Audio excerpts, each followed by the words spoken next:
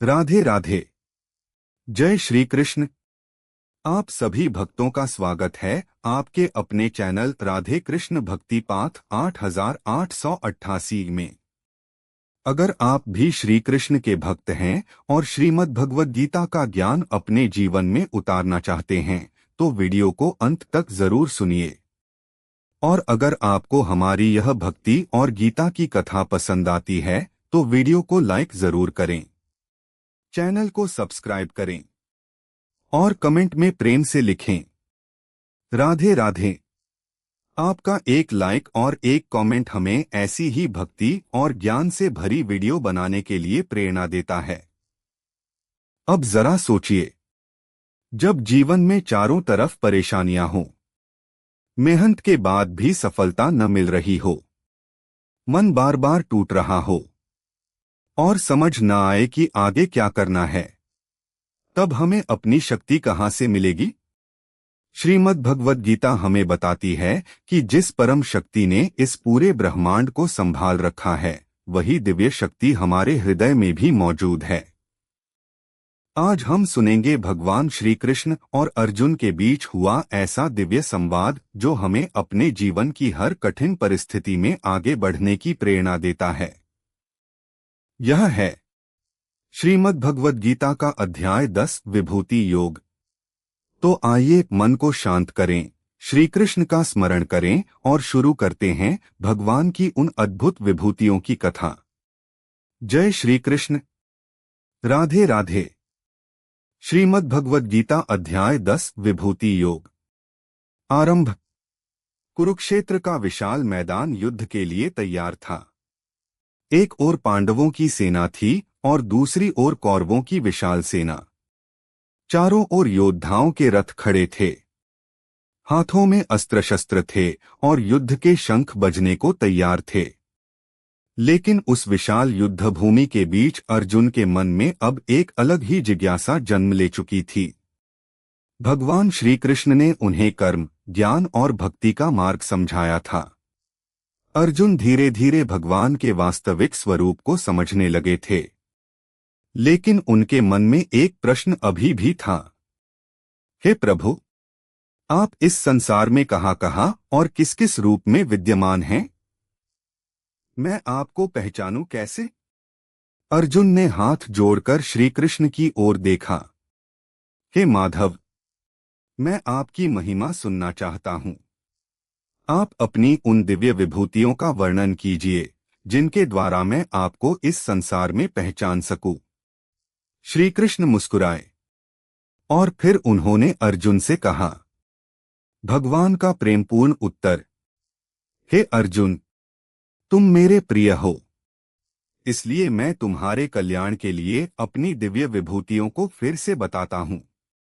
मेरे वचनों को ध्यानपूर्वक सुनो। मैं संपूर्ण सृष्टि का आदि हूं, मैं ही उसका मध्य हूं और अंत भी मैं ही हूं। इस संसार में जो कुछ दिखाई देता है उसका मूल कारण मैं ही हूं। अर्जुन ध्यानपूर्वक सुन रहे थे। भगवान ने आगे कहा।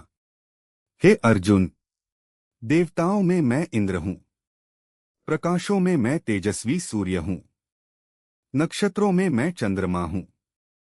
अर्जुन की आंखों के सामने जैसे सूर्य और चंद्रमा की दिव्य छवि उभरने लगी।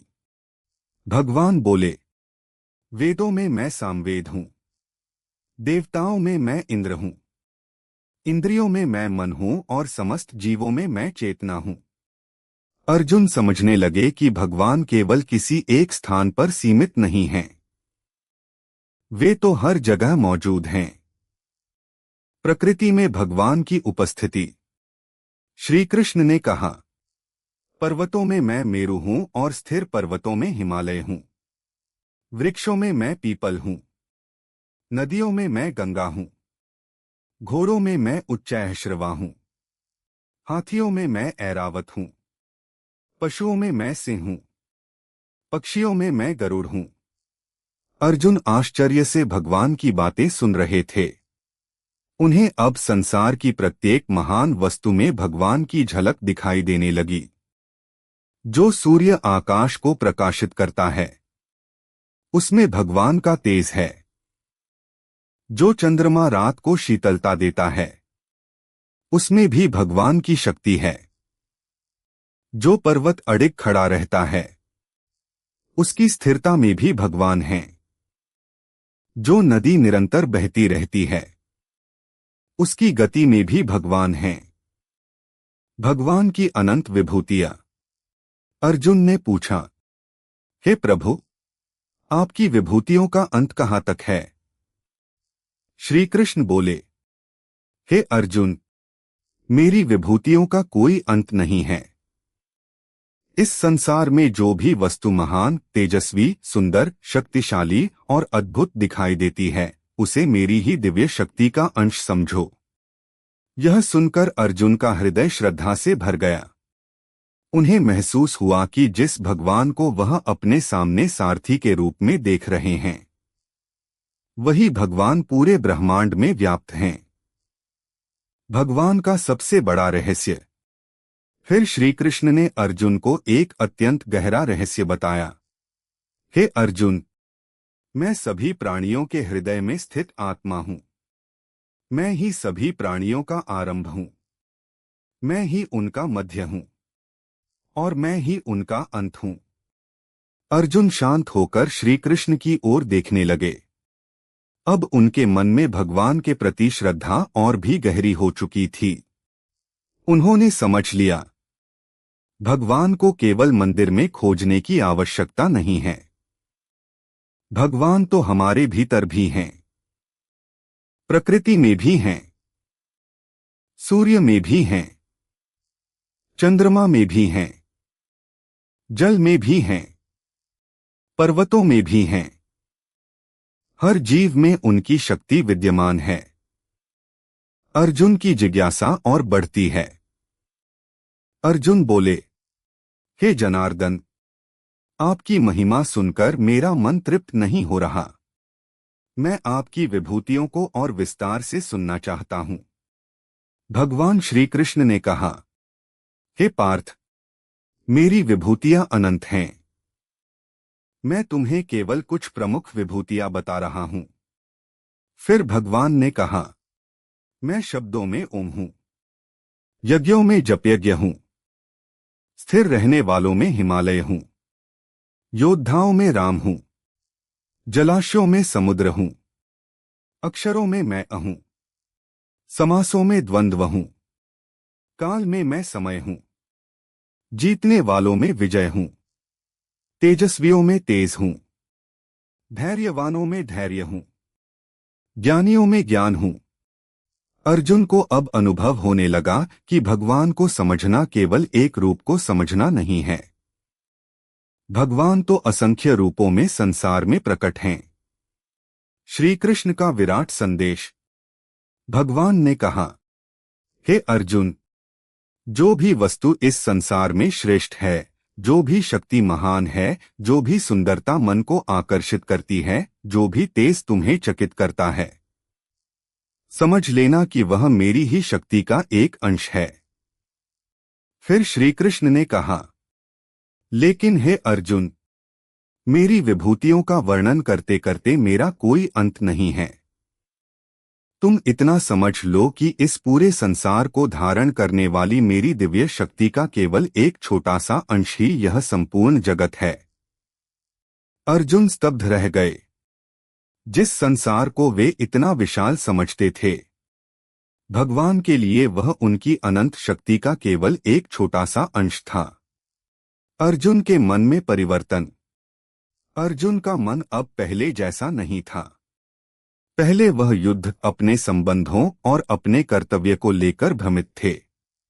लेकिन श्री कृष्ण के ज्ञान ने उनके भीतर एक नई दृष्टि पैदा कर दी थी। अब उन्हें समझ आने लगा था कि मनुष्य को संसार में भगवान की उपस्थिति को पहचानना चाहिए।